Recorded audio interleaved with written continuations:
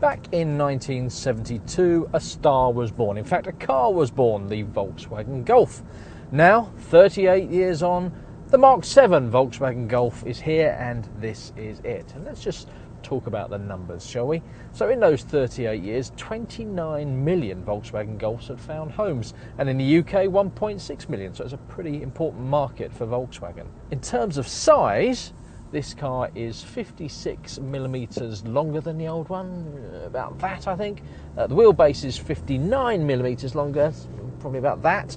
It's 13 millimetres wider, which is about that, and 28 millimetres lower, so it's pretty much Golf-sized. The boot is 30 litres larger than the old car, but crucially, the weight is 100 kilos left, and that's part of the advanced chassis technology, which I'll tell you about in a little bit.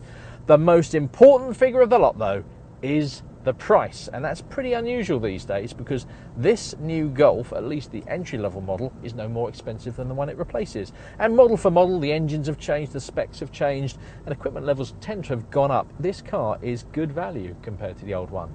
That's pretty rare these days. Let's just take a quick look, if I pull over, and see if it still looks like a Golf.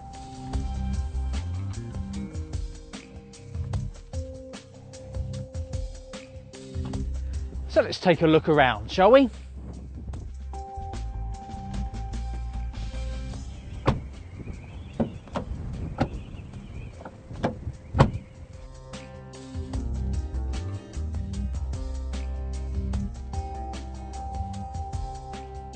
Yep, it's definitely a Golf.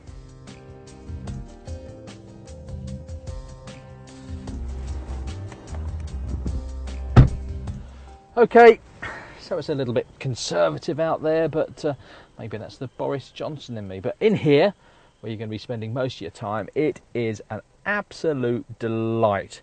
The quality is the thing that will hit you first. You've got the squishiest of squishy plastics. Even some of the plastics lower down are the sort of plastics you might expect to find in the touchier surfaces on other cars. The driving position is really good. Got to mention these seats. The Volkswagen Golf, Volkswagen is keen to tell us, is a very back-friendly car. From the lower lip height of the boot at the back to these seats, which have won some award from a back council somewhere, but they really are quite comfortable. The view forward is great, nice clear dials, a TFT display screen, and controls on the steering wheel. There's an ergonomic howler, can you believe, from Volkswagen.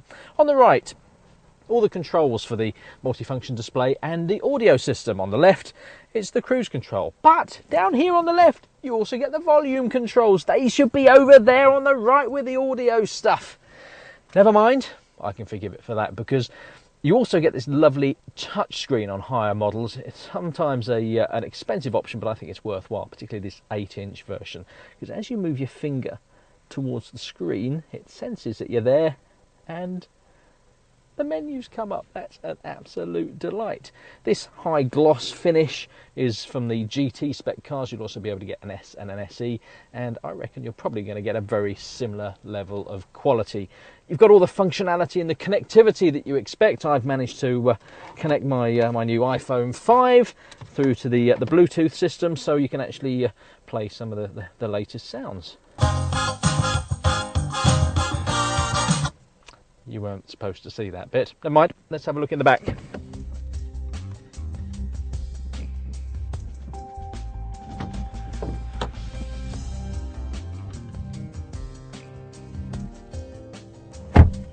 So, in the back here, there's me, a big bloke sitting behind me, although clearly I can't be in two places at once. There's plenty of knee room, slightly more than before. Decent amount of shoulder room here. I reckon 3 across the back shouldn't be too much of a problem. And as for headroom, I could probably wear a bowler hat in here. So as we've said, the boot is more back friendly as well, with a lower loading lip than before, and 30 litres more space in the boot. And these things, these parcel shelves, are the bane of my life, because when you take them out, you've got nowhere to put them. But Volkswagen have thought of everything, and underneath this false boot floor is a handy place for the parcel shelf to go. What's more, the rear seats split 60-40 and can fold flat at the touch of a button. Great!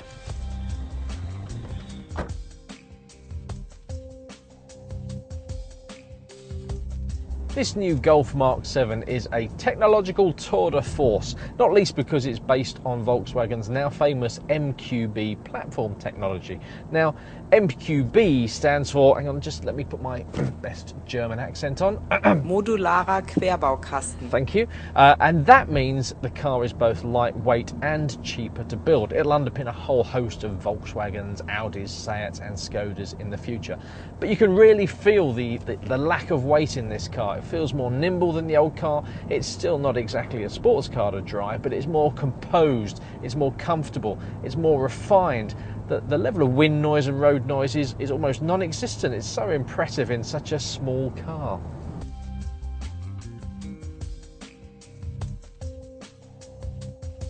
This car's got a clever 1.4 litre TSI engine inside with 138 brake horsepower. The clever bit is that it actually shuts 2 of its cylinders down when it doesn't need them, helping to save fuel. It's quite punchy and refined, as all TSR engines are. You can get another slightly lower powered 1.4 TSI, a couple of 1.2 TSIs, a 1.6 diesel and a 2 litre diesel. Coming next year will be the hot GTI and a Blue Motion version that will do, wait for it, 88 miles per gallon. That equates to 85 grams per kilometre of CO2, which is hybrid territory. And if you actually think about electric cars and where the power comes from, you're not far from the CO2 level of an electric car like a Nissan Leaf.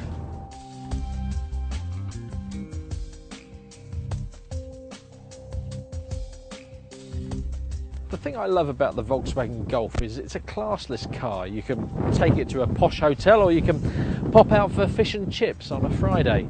But this one, Golf Mark 7, it's a magnificent 7. It's a little bit like Coldplay. Now, they're one of the world's biggest bands, hugely popular, and by all accounts they're a great band. Not necessarily to my taste, but they sell records in huge numbers, and the Golf, it's going to be a huge success, and it is a truly, truly great car.